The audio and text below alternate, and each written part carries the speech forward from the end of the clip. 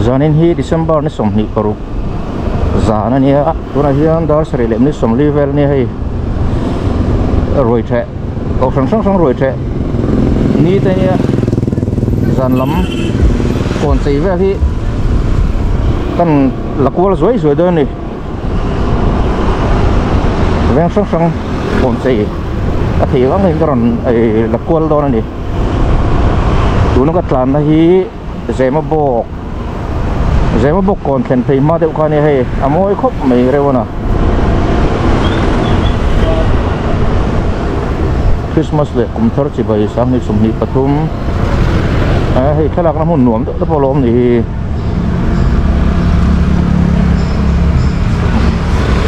ni hin la tam vak lo ni helai tu so sa ten lo la helai po hi hei kan lo na se mai so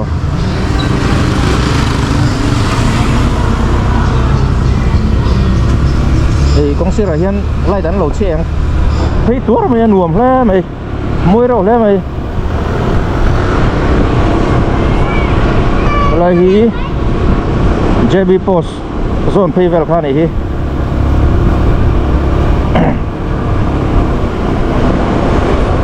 còn chạy sang ở cái căn cua lăng á còn chạy hiện tại mình chỉ thấy khác cái còn là cua đó thì video in mình lo thiệt sặc réo đó nè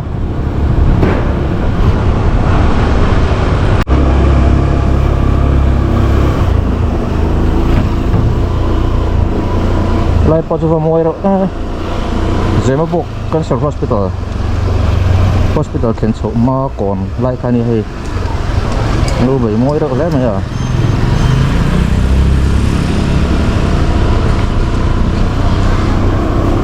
min tầm vắt lâu này hi hay là hi phật bút tập phong về đó hay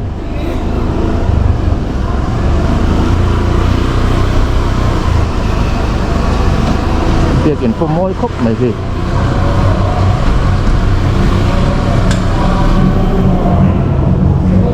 nó dài tùy mèo lấy mày à anh cua mày không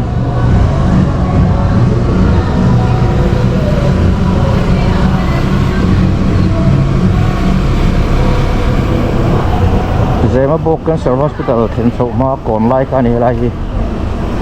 mình là tầm vóc lâu nhìn không hiện băng đâu chỗ này hiện là ba chân phía trên là băng lâu là dài tùy khóc mày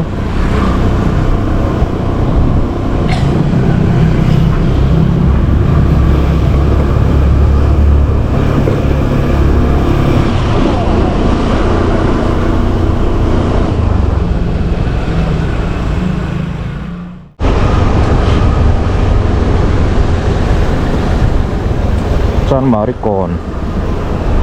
thì việc in po môi khóc mày lại traffic point đến thà là nàng xiêm á này mì nấu con lỗ ông lật lật mày hay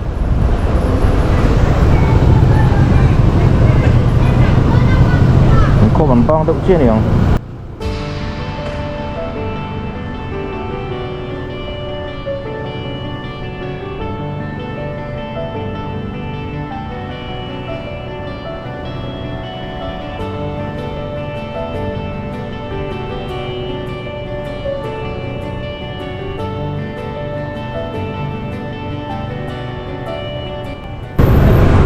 buổi trưa hay phim chụp được cái street light ra đi ở yang lâu này phim khúc mày hay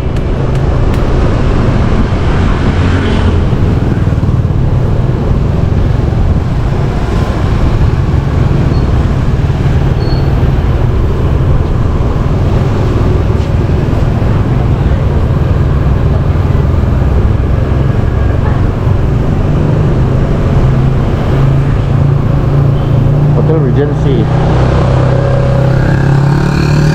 kan umang eh mat tata hi chết lộn về lên mấy tiền thì về đi đâu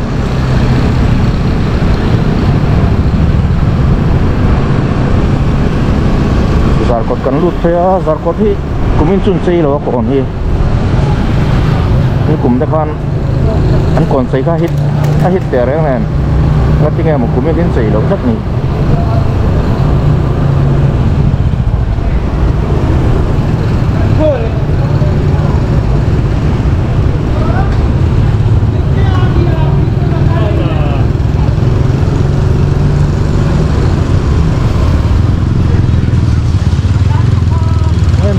cái đó lớn này mình là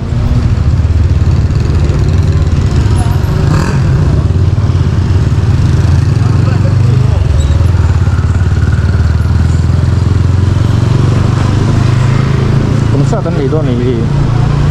miếng tấm này là còn á tấp tiền có lắm mà tên lối lên để cho thằng Pha Long để dối hàng chứ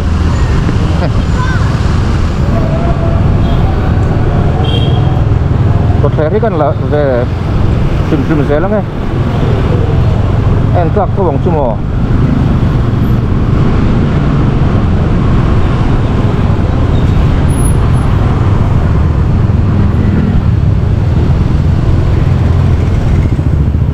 Meridian Center cái đồ quý việc này hay thì em mới cũ khóc mà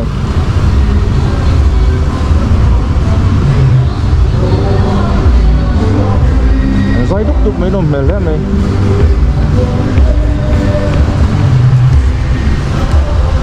in lá đồ quý phê này hay đồ mà rêu khóc mày lại phê thấy dẫn là bà xuân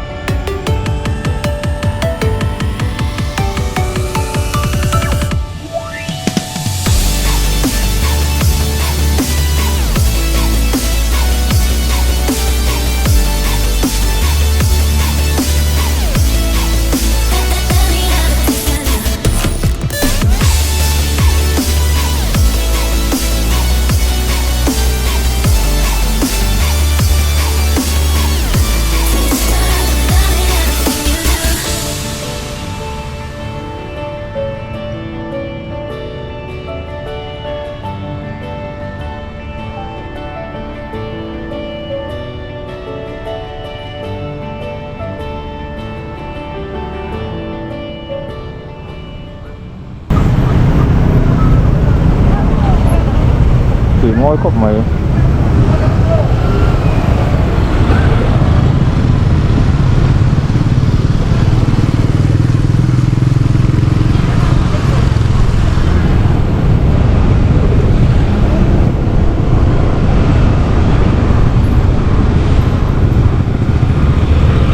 Assembly House pon lo cheng ve ni ki chung lama pian ki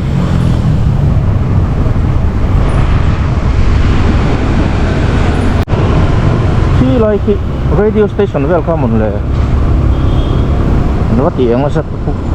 tiếp phúc rồi mà le thì isolate này đi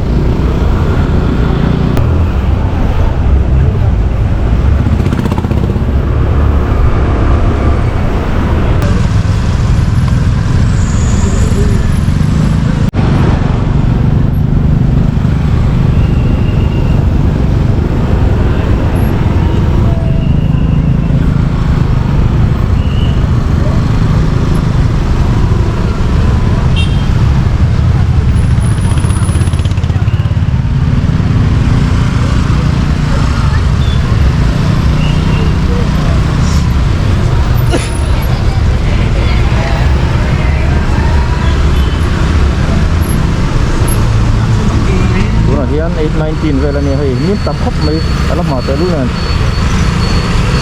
bắt quá sổ bốt về là phía chỗนั้นtầm hết rồi thì pha con là anh là nó sao này photographer nó follow mình đây rồi chơi rồi hian tỷ tụ hiểm lộ thủy nè cái là hẳn hồ mấy tỷ tỷ ấm lộ được thủy nè trở lại ta chuan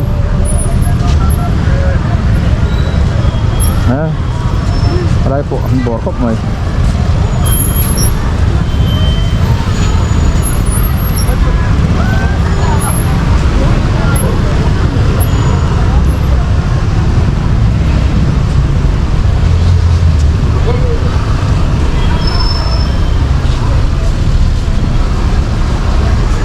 Sirvel hit han là súp mày ạ cái trong hiệp siết thế này mò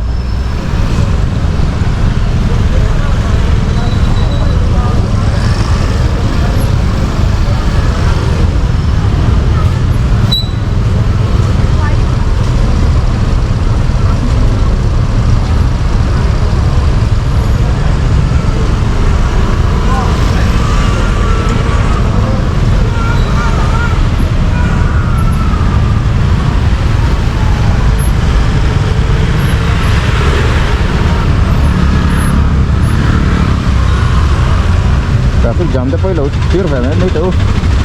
tir tu kita ma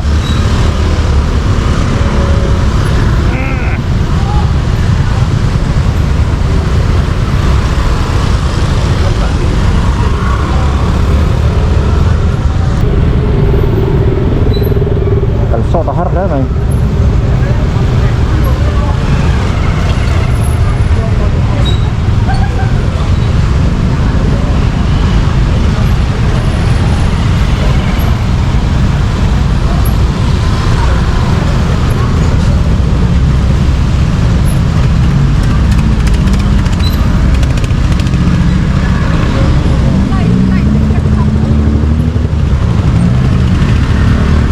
còn sẽ chuan xuân vang hi alun ber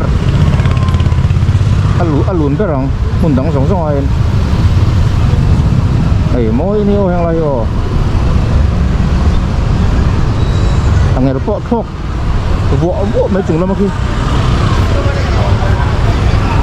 thầy ni hi tam khóc mấy trở lại mình sinh traffic có jam này hi ai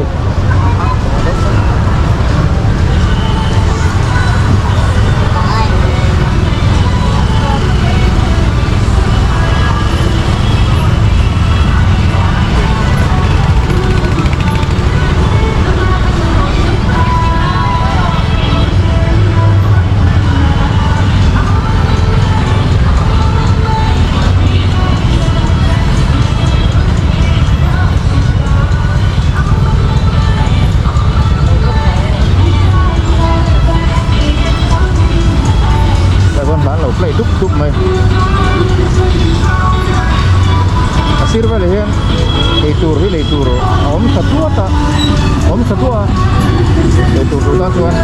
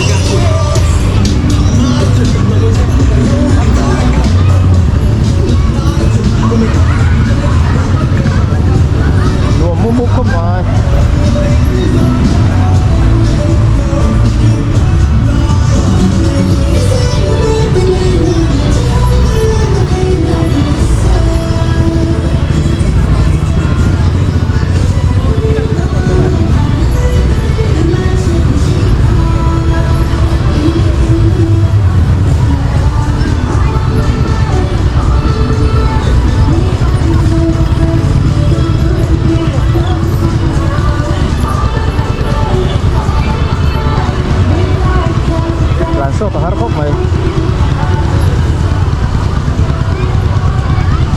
tadi le bini somni pangare tu na hian sing hi an tam chho ze long janari tel tel ma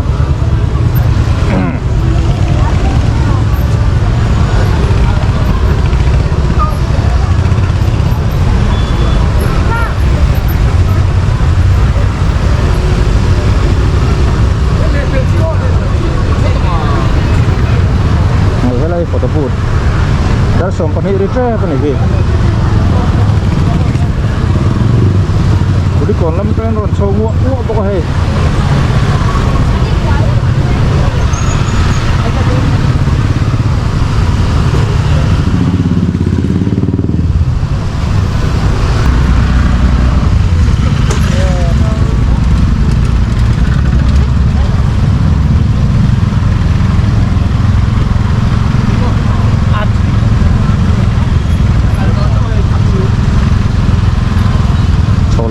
đàn thấy đâu nhỉ dính chút mày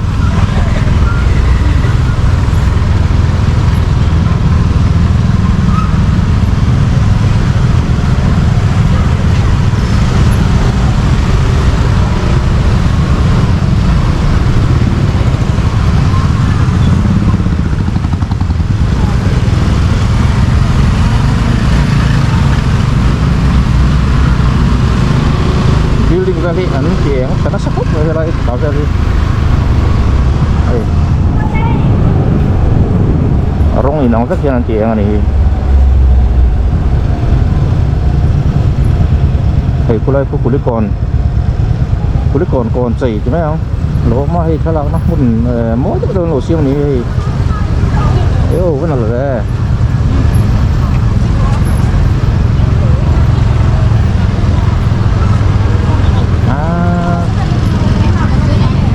là về đó mình để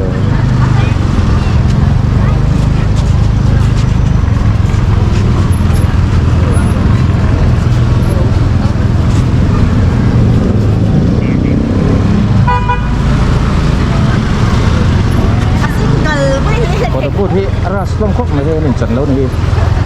in line nó ngay này in line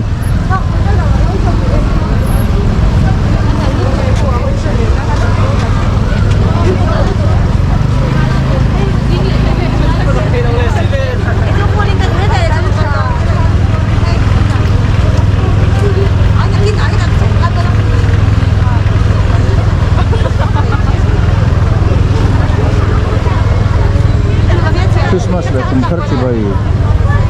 cứ còn gì.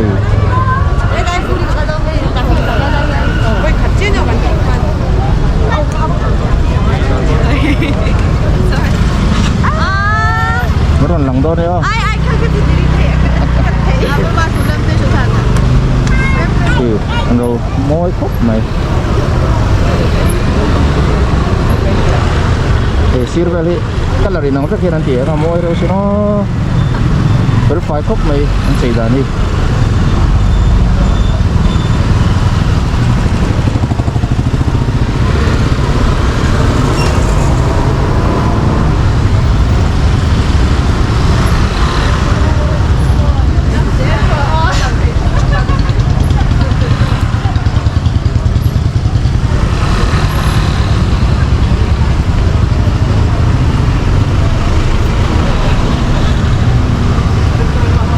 nữa mà khúc này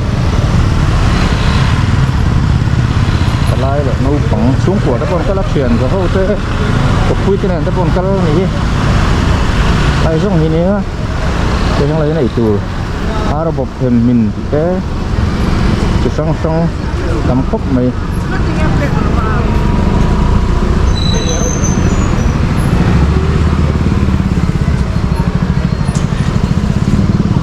có mỗi khúc này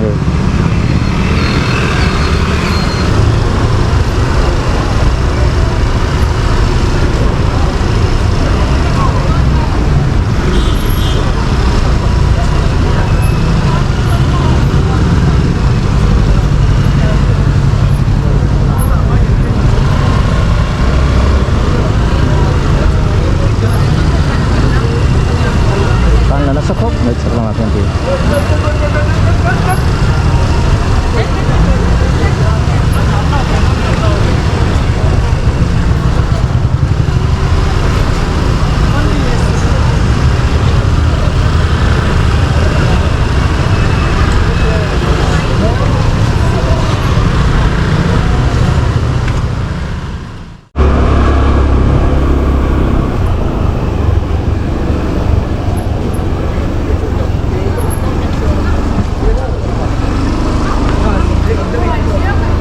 mỗi rồi về lại cho mình xuân ven thăng cột rồi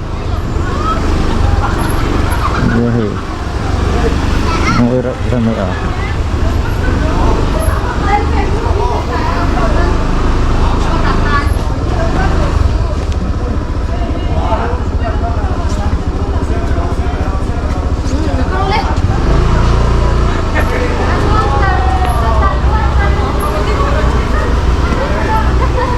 mỗi lẽ mày ở trong anh chỉ đàn thì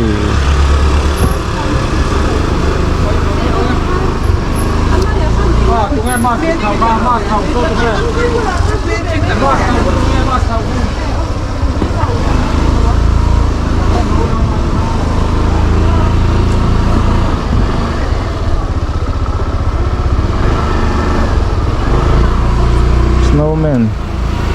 snowman liếm chân lâu đàn được thôi môi đón khóc này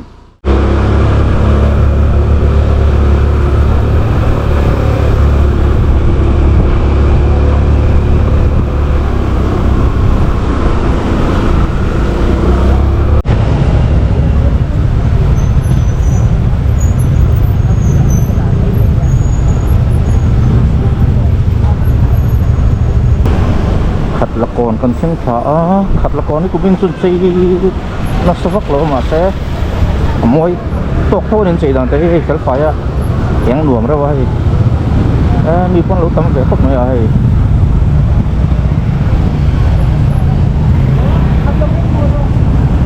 หลวมรู้ตุกแข็งหลวมรู้ตุกโซ่เลยสุดตะปูโถมตั้งเราเลยหนักดับไหมเฮ้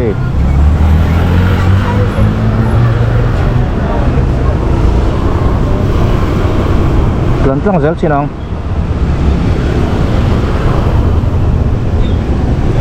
dari để mình sống ngáp rồi nhá thế là khát là bazar anh ấy street food là tắm cốt mấy lại phải hiền anh ấy sụp mấy người hiền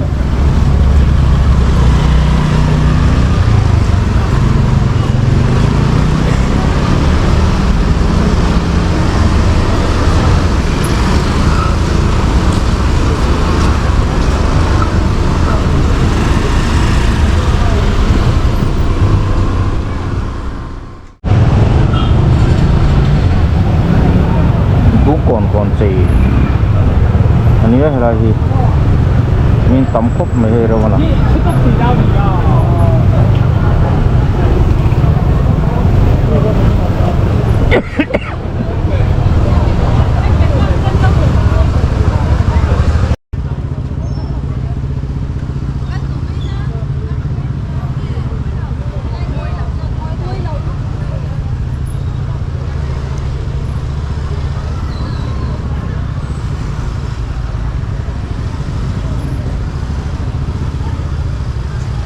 tấm tổ khúc này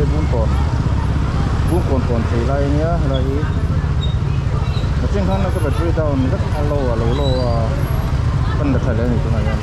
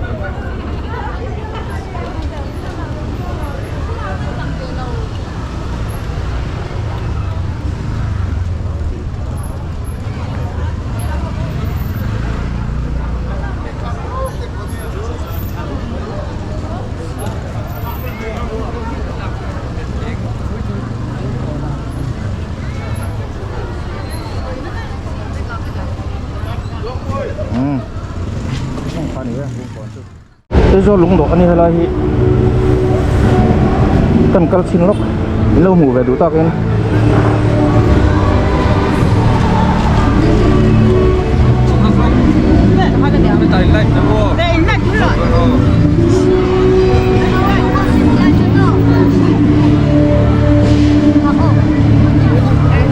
chết xóm này cái là chết xóm này tăng lụt về sinh sống xem này do lúng đỏ chứ mà này cái không ai mồi mèo đấy mấy à ăn là sụp này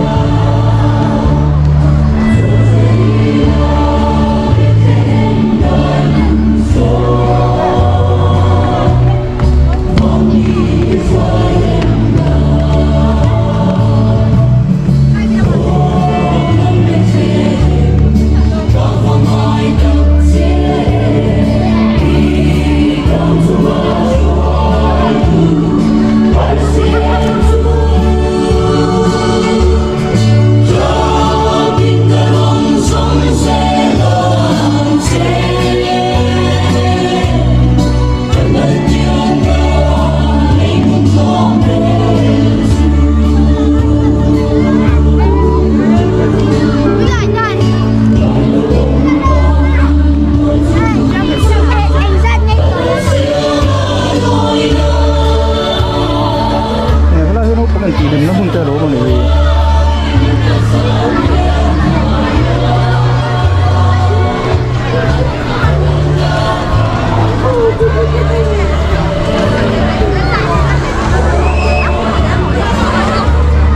นูคนนูมันจะเล่ไหม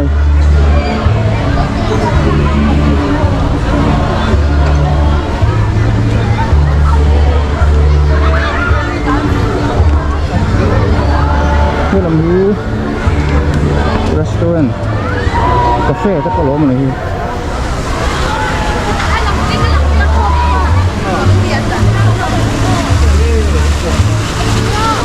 One, two, three.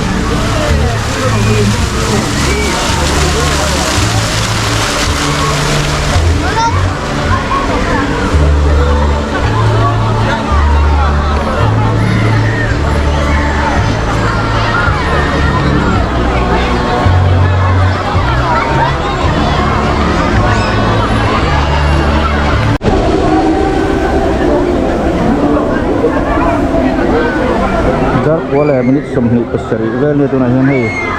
ลิ้นตำคุกมันหัวมันตะคุกมันมีเรื่องมีตัวเรื่อง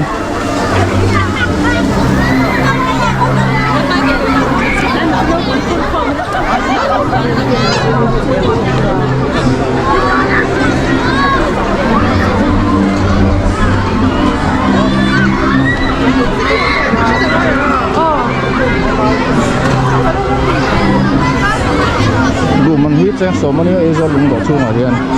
ไอ้หนูของชุกโกกันนั้นพวกถ้าพบมือชุกโกกันนั้นปีจีตะกันนี่จะนำมาให้ยังหลวงพวกเชี่ยโตแล้วน้องโต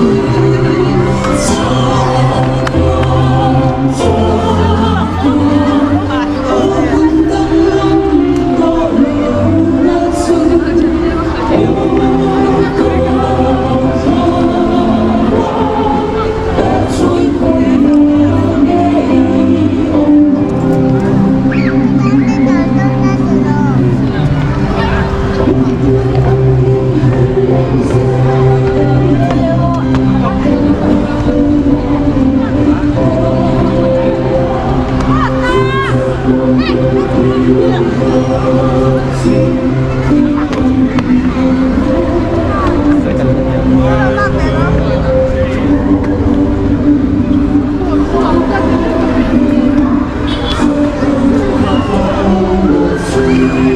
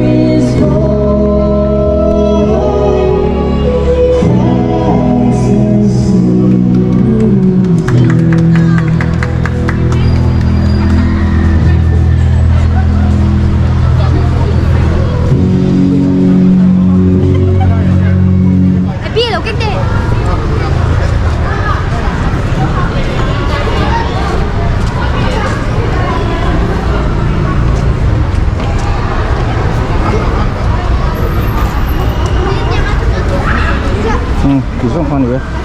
đi vào lùng đổ xuống chứ này mi hiến tầm khóc ngay đuôi nữa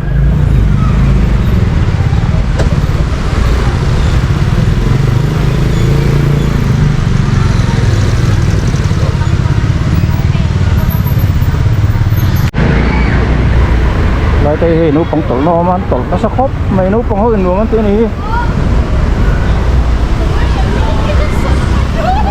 terus tekan yang lagi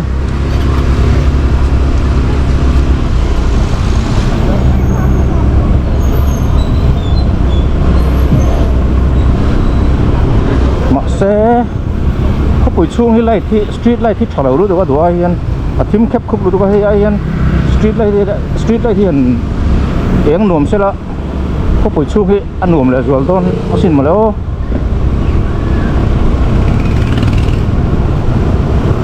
ทิมคุบลมไหมอ่ะ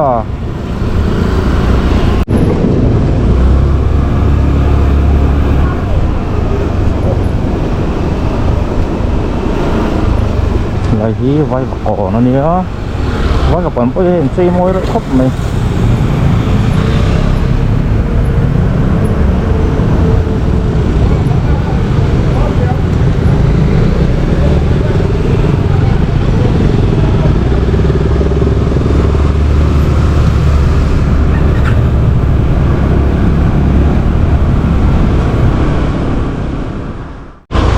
อะไรคุณทาร์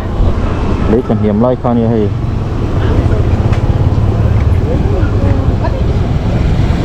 อาร์วิโรดข้านี่เล็กกันเหี่ยมไล่ตับข้าก็ได้น้อยมินต่ำฟักโหลหมุนเลยแต่หนุ่มนู้นเขาไม่มีสิ่งช่วยทั้งเราไม่เห็นการนิวัลออกมาไอ้ตัวเต้ต่ำครบไม่ทั้งเราไม่เห็นไอ้ตัวจะส่งไอ้ตัวส่งและเยี่ยมจะส่งเต็มที่นี่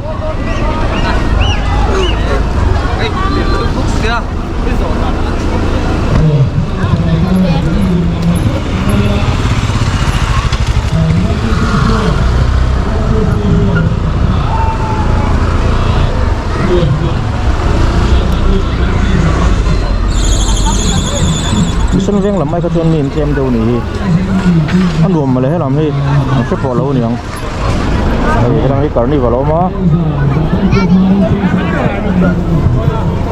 ini làm thịt salak lah pada but